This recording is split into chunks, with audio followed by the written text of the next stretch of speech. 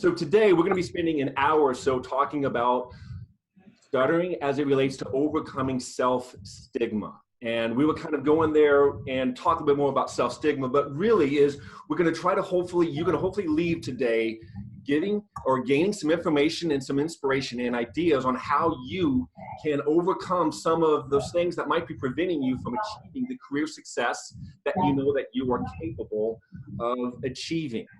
With that, we're going to do some introductions here. I'm John Moore. I'm going to be a co-host for this webinar. I'm a person who stutters. It's a little bit more on the mild side these days. My background was I spent 8 years being a marketing manager at Starbucks Coffee, 2 years national marketing director of Whole Foods, and since then I've set myself up as a self-employed marketing consultant, and I do a lot of volunteer work with the National Stuttering Association. I'm going to be a co-host as well as with Mara. Mara, take it over. Hello, everybody. My name is Mara Ormond. I'm super excited to be here and to see all of your smiling faces. I work as a leadership coach, so I work with professionals to help them make the most of their potential in the workplace. And I've been doing that for almost 10 years.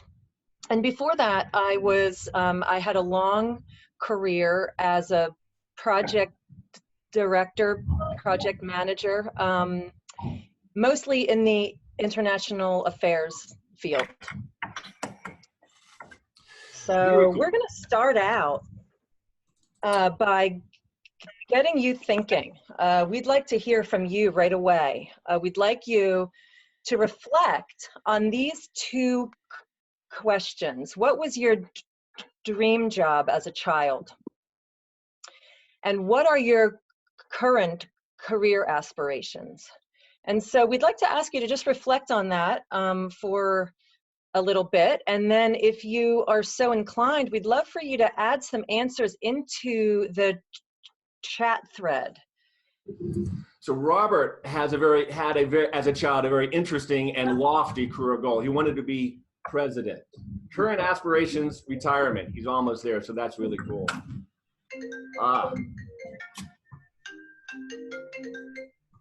Sorry. And so Abby wanted to be a lawyer and pretty content right now as in-house counsel. Very fortunate. So Robert at age 8 wanted to be president. Taylor, another lawyer wannabe, then intern and decided no.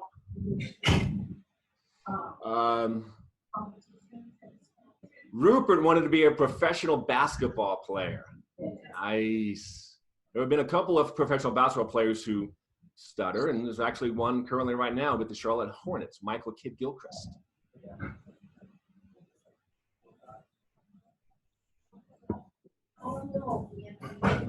Rupert's current job is professor. So what's really cool here is the fact that some of our lofty aspirations, while we might not have achieved that, but it sounds as though a lot of us here are accomplishing some nice careers, may not be their dream career, but their current career aspirations, a lot of folks have actualized that. So that's pretty cool. So we're going to be talking a little bit about that today, about what is potentially preventing us from achieving our career aspirations. And we're going to really start about it by talking about stigma. So I'm going to talk for a little bit. Then Mara's going to talk, and she's going to give some practical tips, and then we're going to open up to everybody for us to have sort of a group conversation with questions and such that you may have based upon some of the things we said. So throughout, you can use the chat box. Mara and I will be taking a look at that, and if questions do come up, we will try to address. But I do want to kind of start with talking about stigmas. And with that, see, stigmas, they have an influence on our lives. Stigmas, they can make us feel kind of diminished, devalued, or fearful. But stigmas also can influence the smallest to biggest decisions we have in life. And everyone faces some stigma of some sort. People that have accents in how they talk, they face stigma. People with tattoos face stigmas.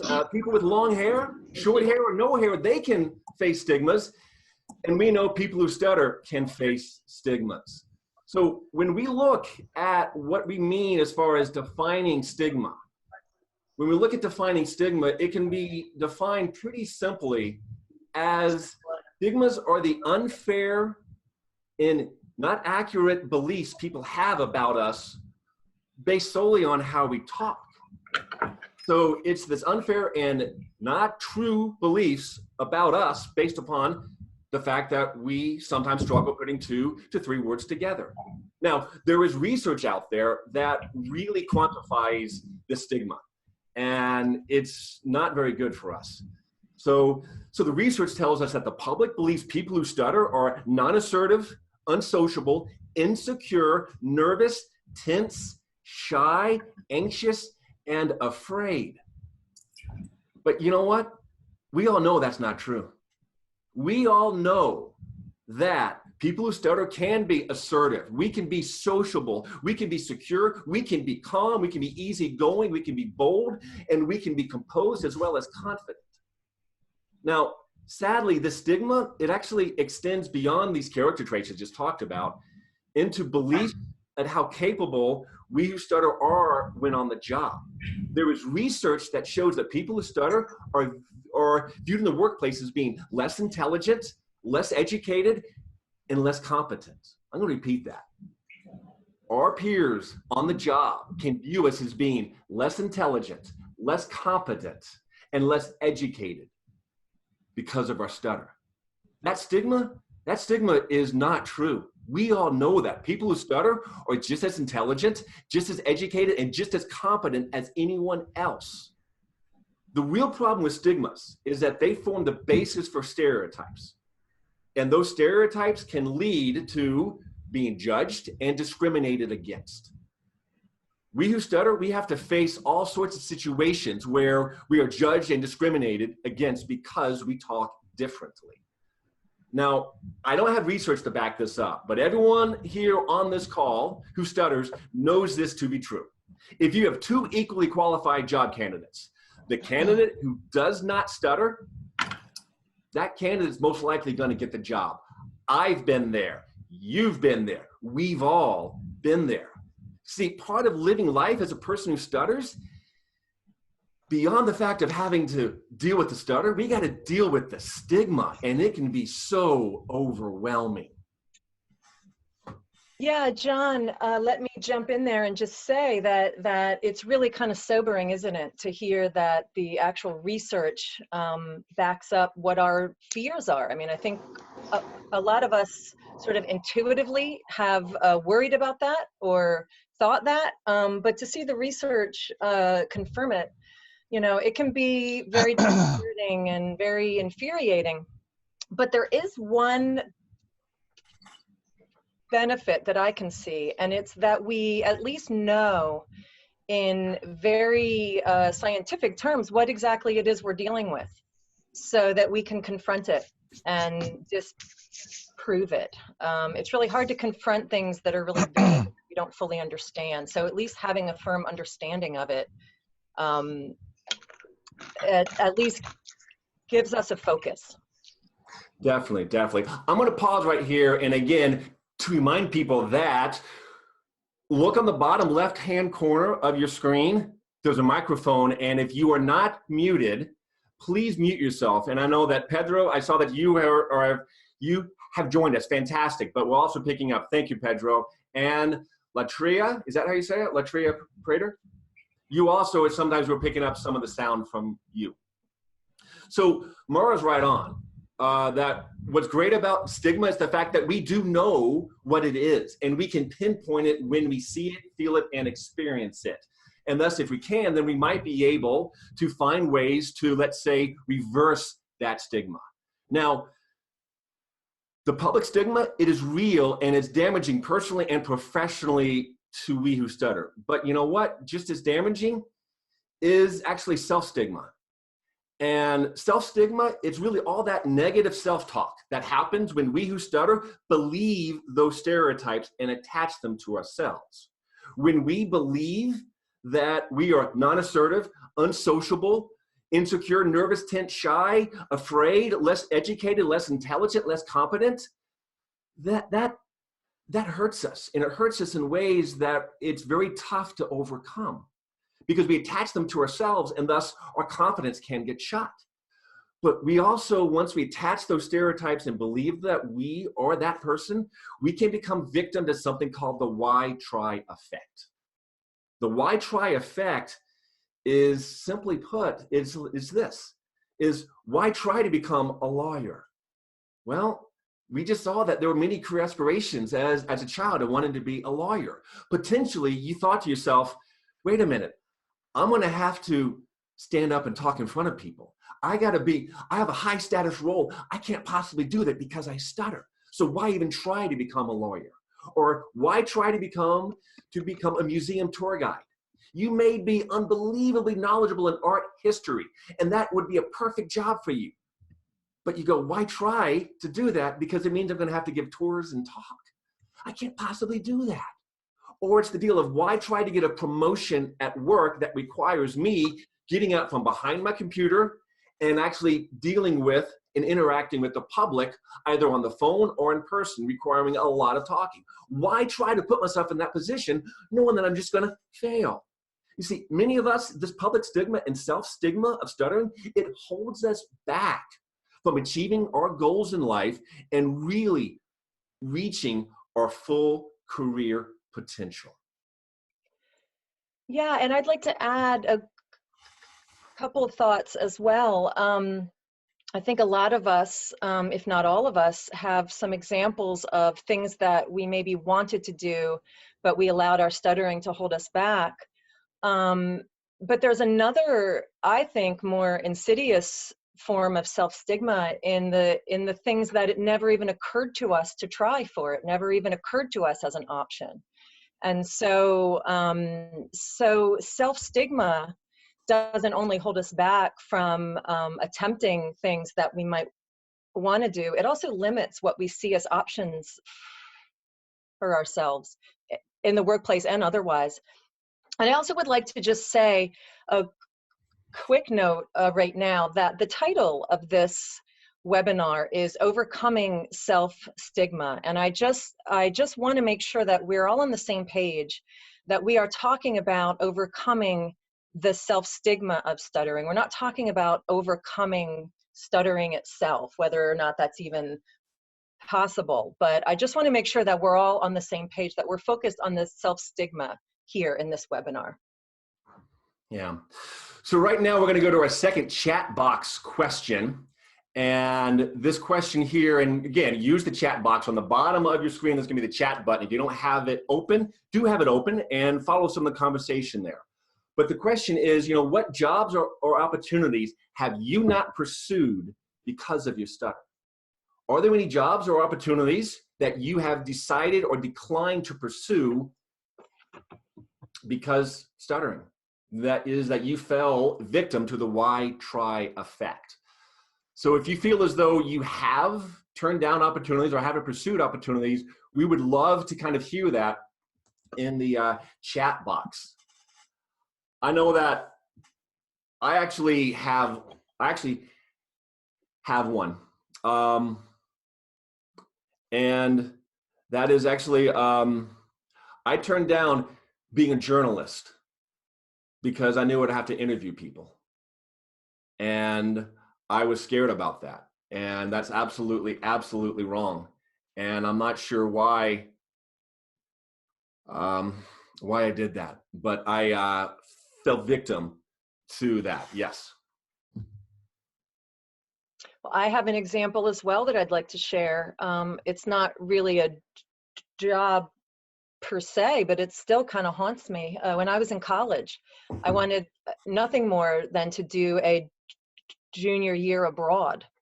And I spoke a little French and I was studying French, but I was so afraid of stuttering, of speaking a foreign language and how that would make my stuttering so much worse, that I was so afraid that I never applied for it and I never did it. Yeah, so actually we've got some nice, some people out here that have fallen victim to the why try effect. You got Abby, who left a straight commission sales job Oh man, straight commission sales jobs, so much pressure in communicating and talking to folks and connecting with folks personally. Someone turned down an opportunity to become a district manager because there were lots of presentations that were going to have to be done. And then we also got folks that just basically just flat out say that if it involves communication, I find ways not to do that. That, of course, being verbal communication. And I think, oh, so Lisa says that I avoid networking events. And I've also played a role with clients to avoid speaking. Networking, we all know, is how you're able to meet, explore, and find new opportunities. And if you prevent yourself or you stop from doing that, it just limits what you're able to do. Yeah. Well, and I see Manny as well, who shared that he turned down a leadership role in his organization. Yeah. So we are saying that some people are having trouble hearing because of the background noise. Something very important here again is, I can't stress it enough, to hit the mute button on the bottom of your screen. Just use your mouse, scroll down, and there's a microphone. Please hit that because everyone will be able to hear better. So yeah, clearly many of us have fallen victim to the why try effect. So now what we're going to be doing here is talking about and giving you new perspective on what you can do so that you do not fall victim to the why try effect, and that you actually can catapult yourself into opportunities with greater confidence because you have been able to reverse some of the self-stigma you feel. So I'm going to share some ideas now about overcoming and healing from self-stigma that we all experience. And I first of all want to thank all of you for sharing in that chat thread, because it's not fun to look back and think about, you know, the opportunities that we let slip by. And we asked you to do that not so that we all start beating ourselves up about it, but because it's really good to clearly identify the ways in which we have let stuttering hold us back so that we can let go of that mindset, we can set it down, and we can move into a new way of thinking. So I have a few ideas that I'd like to share with you. And I first like to say that this whole, you know, healing or overcoming self-stigma is really our work. It's work that we have to do for ourselves. Nobody can do it for us. We have to reach out and we have to claim the things that are possible for us. And I use the word claim because it's one of my favorite words. And one of the reasons I like it is that I think that it implies that what we want is actually possible. It's actually within our reach. We just have to reach out and claim it. So, so I really love that word. I really find it empowering. And so, but as good a word as it is, you know, what exactly does it look like? And how does it work to claim something? And so overcoming self-stigma really involves a lot of inside work. I mean, it's really kind of an inside job of changing the way that we think, changing the way we feel. And it also entails outside work, like taking action. And the first, I'm going to dive right into what I think is the most important and the most powerful tool that we have for overcoming self-stigma. And that is by changing the way we think. And that might seem kind of strange to some of you, but really, we believe that the thoughts that we have are the truth, but really they are not. Our thoughts are the product of how we've been conditioned, and they are filtered by our beliefs about ourselves and about the world. And so we need to vigilantly notice and challenge the thoughts we have so that we can make sure that the thoughts we're having are actually supporting us in reaching all of our potential. And so I'm going to walk you through how to do that. And it's a pretty, I mean, it's simple, but that doesn't mean it's easy. But it's a simple few steps that I'm going to share with you now. And it's a way for us to challenge our thoughts so that we can open up new possibilities for us. And so here's how we assess whether or not our thoughts are true. First of all, we look at what's the factual evidence. What are the actual facts that are leading us to this conclusion? Facts that really can't be disputed, but that we look at and we jump to some conclusion. But let's just focus first on the facts. And I'm going to have an example of this in just a minute. But I just wanted to run through the steps first. And then we ask ourselves, would every person in the entire world, every person alive, would everyone agree that this is the right conclusion for us to jump to, given the factual evidence that we've just identified? And then the last one is, what are at least two alternative conclusions that someone else might draw from those pieces of evidence? Or what are some other facts that can disprove that first thought?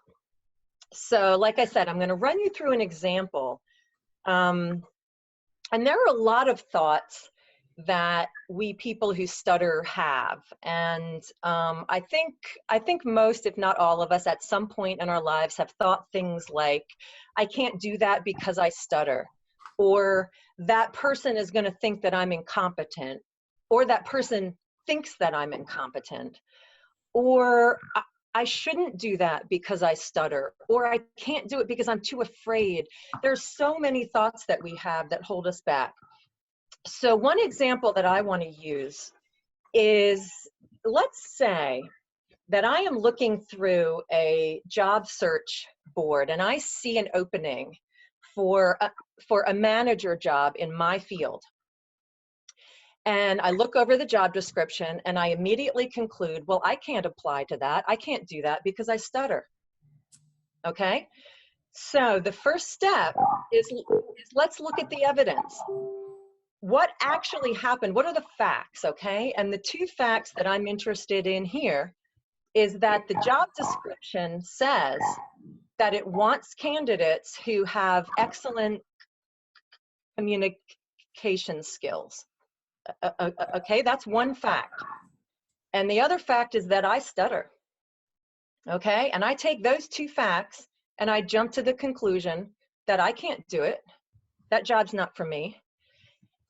And so we've identified the evidence. And so now we're going to ask, would everyone in the entire world reach that same conclusion? Would they all agree with me? And I think we can safely say that not everybody would. There are lots of people who stutter out there right now who are successful managers. And so, you know, there are at least a handful of people who would reach some other conclusion. And then we're going to look for at least two facts that disprove that thought that I came to, or two different conclusions that someone else might come to. And so I've just kind of come up with a few off the top of my head, and in no particular order. They are, like I said a minute ago, there are existing right now at this moment people who stutter who are successful managers. And that it is absolutely possible and happens often that there are people who stutter who are good communicators. And another fact is that job descriptions really are wish lists.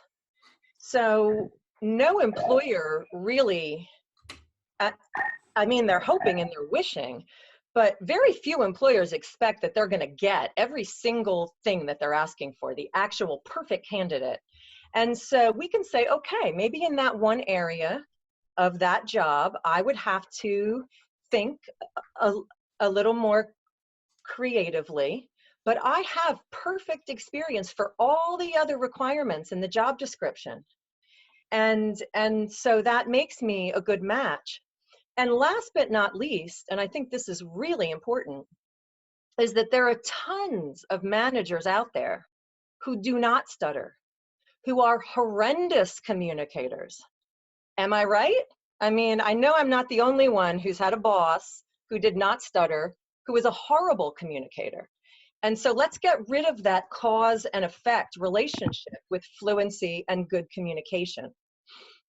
So I just want to stop for a moment. That's just like running through a way for me to prove to myself that that original conclusion, I can't apply for that job because I stutter, is just inaccurate. And I just want to take a moment now and say a lot of this work about overcoming self-stigma is an ongoing effort. And so what I really recommend is that we all have a little notebook or a document on our computer that we reserve for this work so that we can have it all in one place. And so for this particular exercise, what I would recommend is if you take that notebook and you do that exercise that I just went through, you find a thought that is holding you back, and you run through those steps with that thought. And then you run through those steps with another thought and another thought. And then you run through the steps again with the same thought you had in the first place, because it takes more than one time to really let it sink in. You do it again and again and again. And over time, we realize that we are beginning to jump to different conclusions and to be allowing more possibility for ourselves. So I can speak from experience. It's a really powerful exercise. And then the next idea, I have a lot. We're not going to, get at every idea today, but here are just a few that I was thinking would be helpful. And the next one is to collect positive reviews. And by that, I mean, every time we get an email or something from someone saying, hey, thanks for your help with that. That was really great. Or I really enjoyed working with you on that project. Good luck. Or anytime we get some feedback from anyone that's positive, we take that and we save it. We either print it out or we save it into some folder so that we are collecting them all into one place, so that we have a place to go if we're having a job interview or something and we want to show that we have a lot of colleagues who think highly of our work. We have them accessible.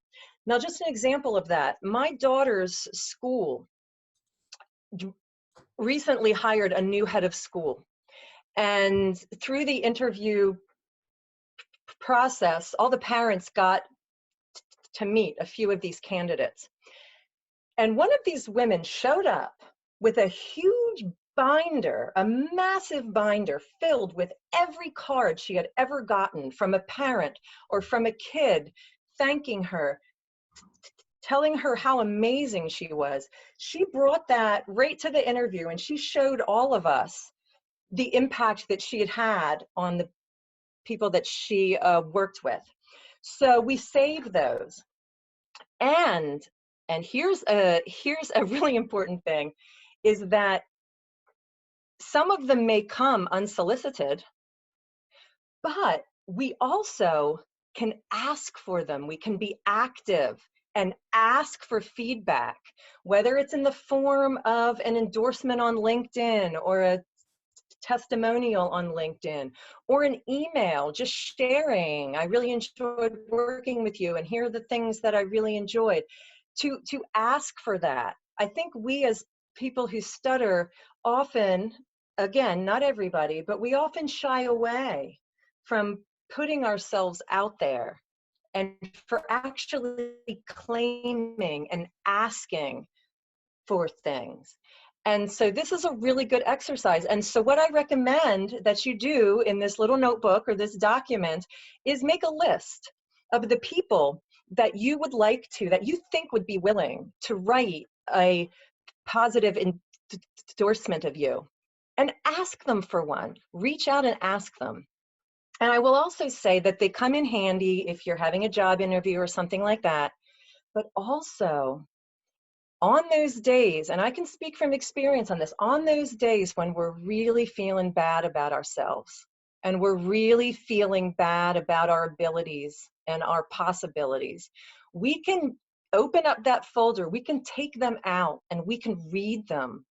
And we can remind ourselves about all the positive effects that we've had on our colleagues, and it can fortify our confidence. So the next idea that I have for you is something I like to call to strengthen the possibility muscle.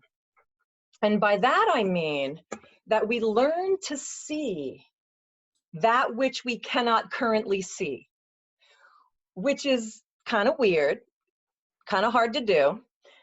But I think that that a lot of us, at least at some point in our lives, if we were to write a list of what our options are professionally, it would have been a rather short list. And so what we want to do is lengthen and strengthen that list. And the way we do that is just to brainstorm, again, in this little notebook or any form that you want to do, just brainstorm possibilities for yourself that seem kind of crazy. Maybe for the next year, maybe for in 5 years, maybe for in 10 years, but that we generate more ideas for what might be possible for us. And because this is a really hard thing to do, it's often very helpful to involve someone else in this. Someone who believes in us and can brainstorm with us to help us identify options that we might not currently see. And the next idea is another strengthening thing. It's one thing that I like to call strengthening the GoForIt muscle. And that is to prepare us to get more comfortable doing things that are a stretch for us. I don't know about you, but I have a couple people in my life who I find to have a self-confidence that it sometimes is a bit disproportionate to what their skills actually are.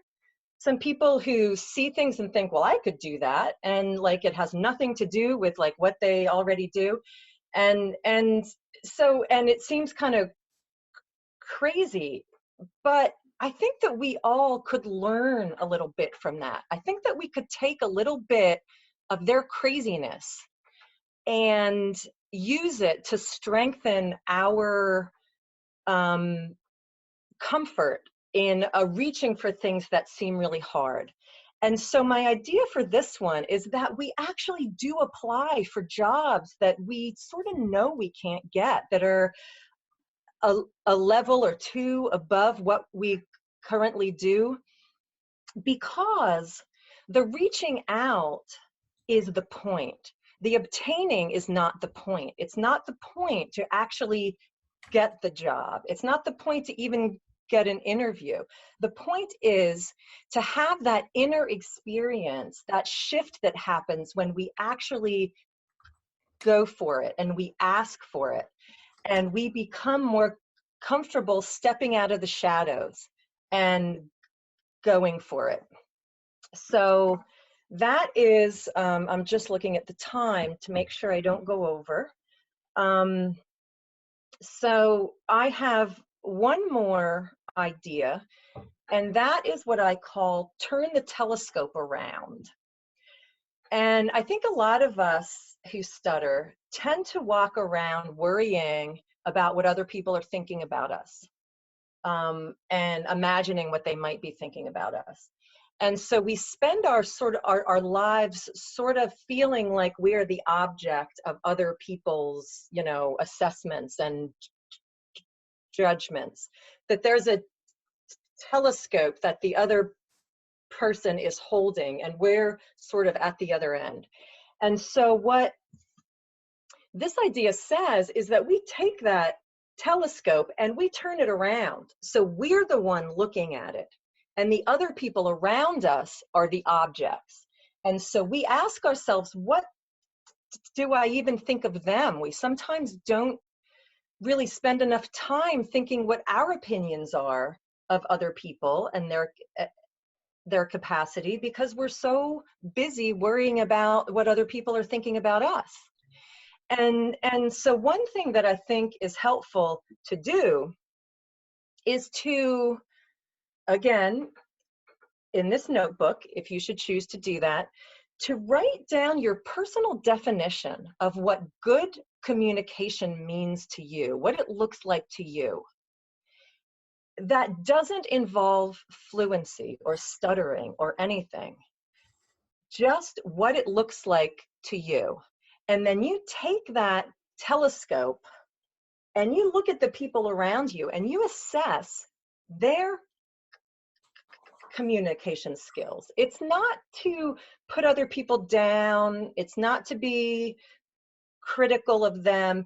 It's to kind of even the playing field a little bit so that we are assessing sort of the world around us instead of us feeling like everyone is assessing us. I mean, I know I've had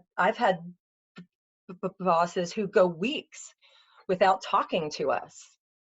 I mean, they get in the morning and they shut their door and like we don't see them again until the end of the day, and that goes on for weeks. Or people who are very insensitive in the way that they talk to people. I mean, the list goes on and on. You have your own examples. And so let's get out of the mindset that good communication has to do with whether we're having speech blocks or not. So with all of these ideas, we start out with baby steps. We start out with the low-hanging fruit.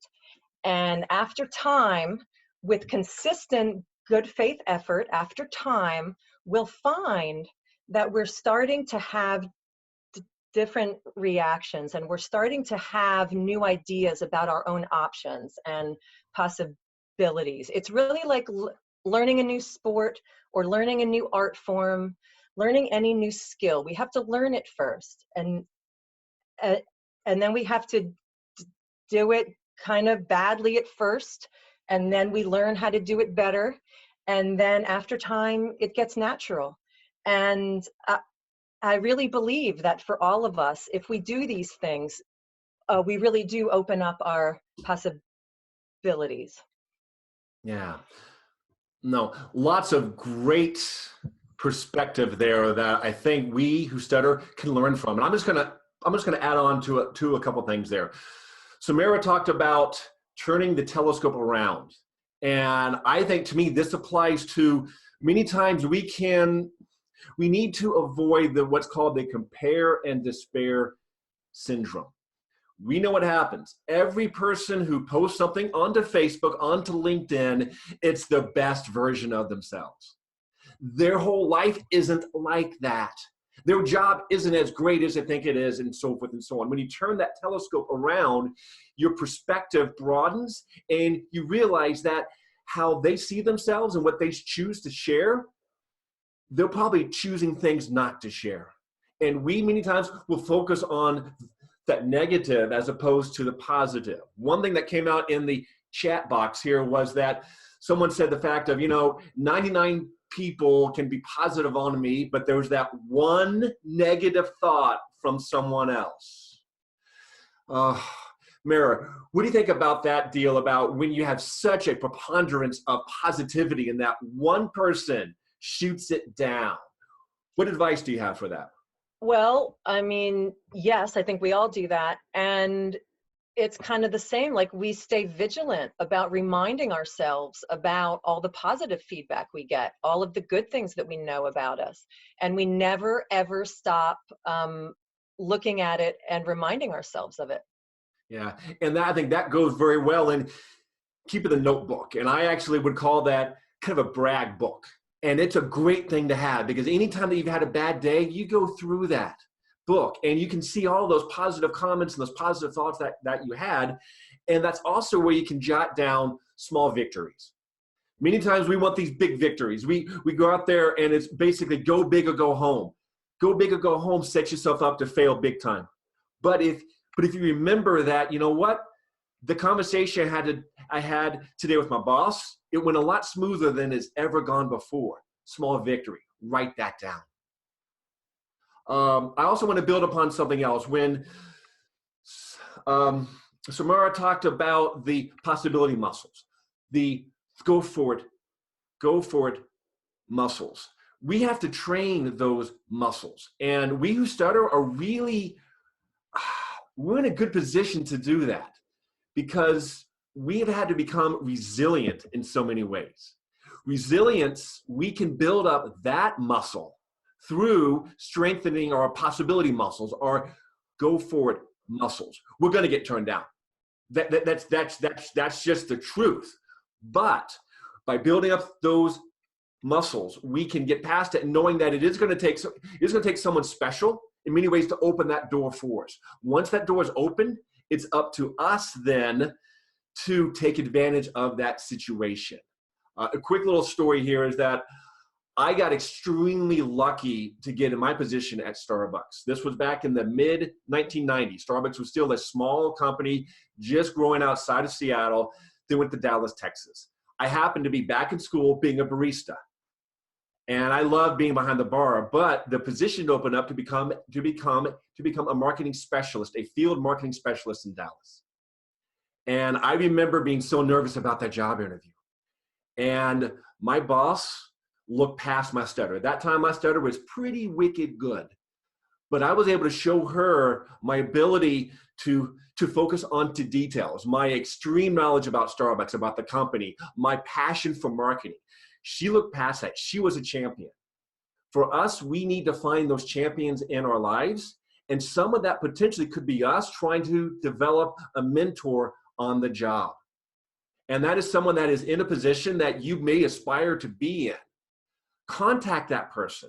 Set up time to talk. Dig into their brain on what you can learn from them. They're going to start to realize you are far more than your stutter. And when opportunities come up, they're going to champion you with other people who have positions of power, who previously might have looked past you, but your champion says, wait a minute, I've had a lot of conversations with John. He's really super smart and really super capable. We should give him this opportunity. You know? So I see a comment that I think is really important from LJ. And she asks, why do we even need approval from everyone? And so I would like to respond to that because there's a really fine line between collecting positive feedback and allowing it to fortify our own confidence and becoming dependent on what other people think. That informs our self-esteem or our confidence. And I think that the answer here, at least from my perspective, is that if we're dealing with a starting point where we are feeling less than confident and we're doubting ourselves and we easily forget our abilities, then it's important for us to have evidence to the contrary so that we can realize that our negative thinking about ourselves and our capacities is not the case. So I think that that is really important if we are looking to build our confidence. But absolutely, how we feel about our own performance and how we feel ourselves about our performance is absolutely equally important. And may even, I mean, LJ, you may even be onto something there. I mean, even you take, some of that notebook and you write an essay to yourself about, why I am competent and the many ways in which I'm competent from your own perspective. So I think that's a really important note that you made. So thank you for that. Yeah. So we got ourselves about 10 minutes left here. And please, if you have comments or questions, put them in the chat box. Mara and I, we will take a look at that and hopefully be able to weave it in. I do see, let's see, Pedro Pena has a comment here about how he found self-acceptance.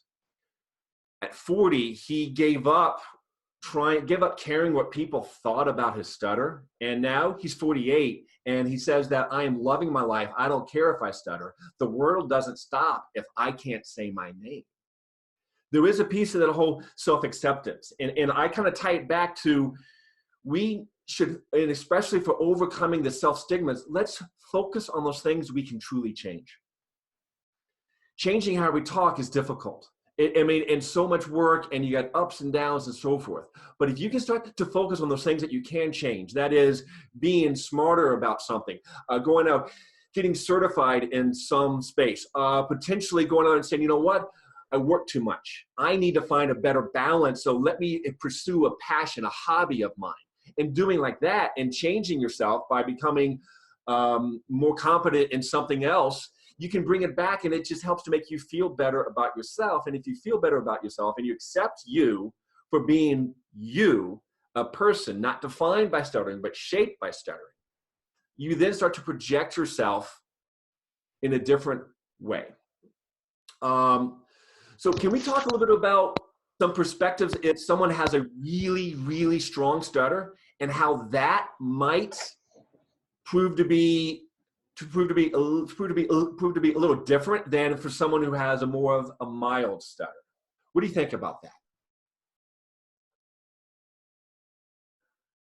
Because I see, because to me there's that spectrum of stuttering, because we all stutter a little differently.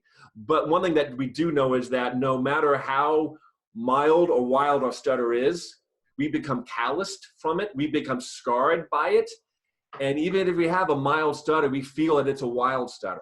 And if we have a wild stutter, we probably feel it's even more wild than it actually is.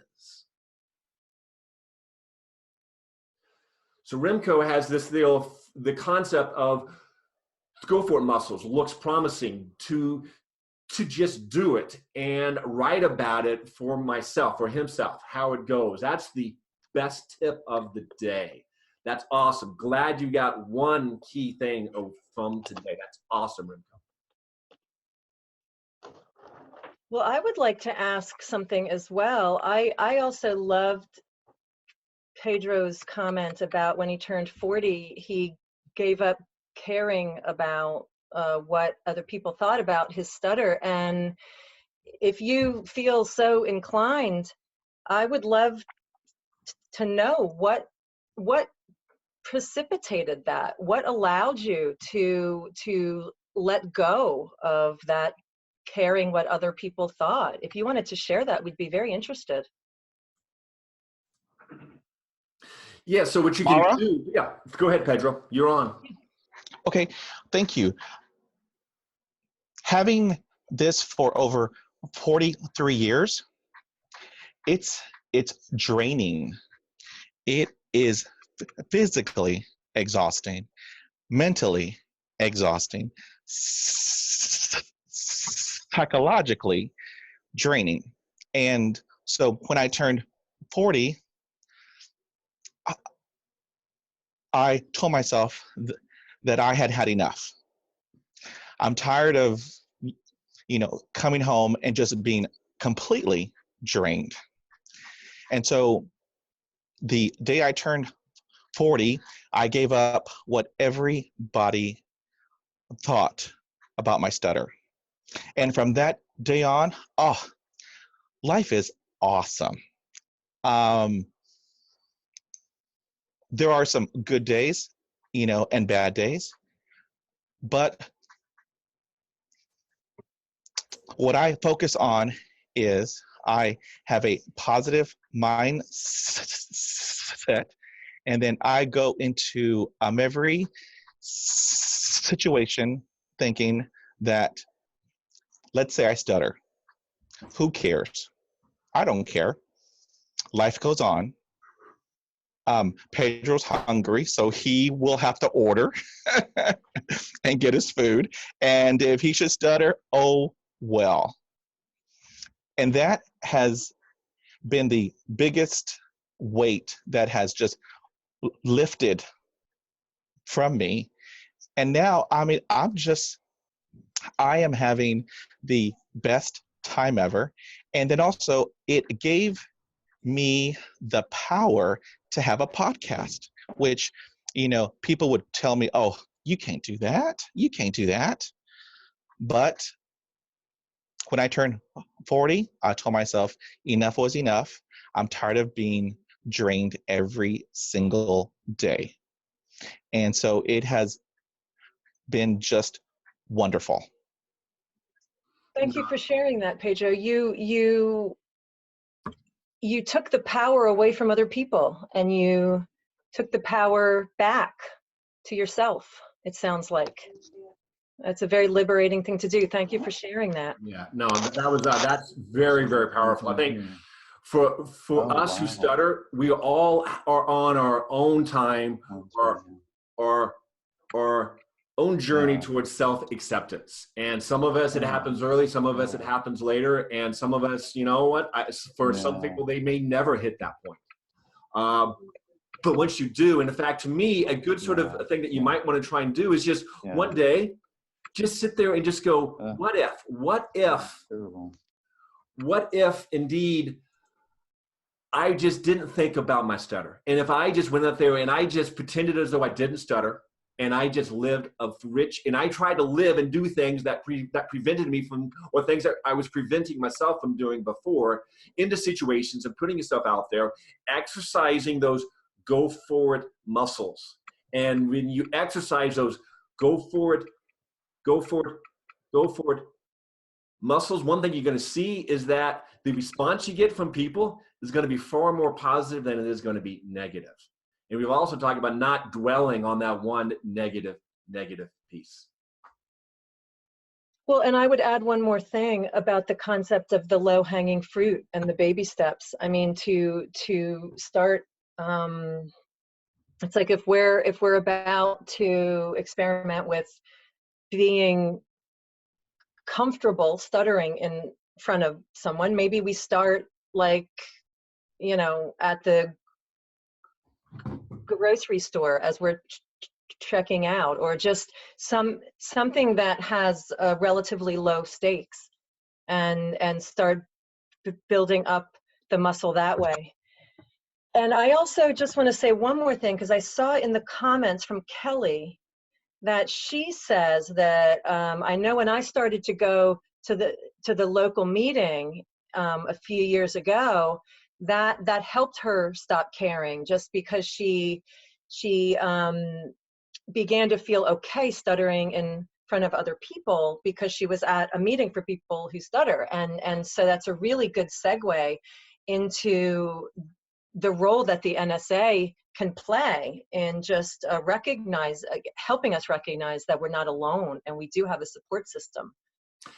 Absolutely. So if you had the opportunity, go to westutter.org, and up there is going to be a spot for you to find a local chapter near you. And if you are not attending a local chapter, and I call them supportive groups. They're not support groups, because a support group means that you got to admit you have a problem. We don't have a problem. We just talk differently. But the supportive group aspect of seeing people like you stuttering freely, stuttering confidently, there's a feeling there that can get you down this path of learning more of, it's okay, and stuttering doesn't define me. I can do things. Something else that you can do is, when you go to westutter.org, I would love for you to go over to the career profiles section. And that is, go to westutter.org/career success.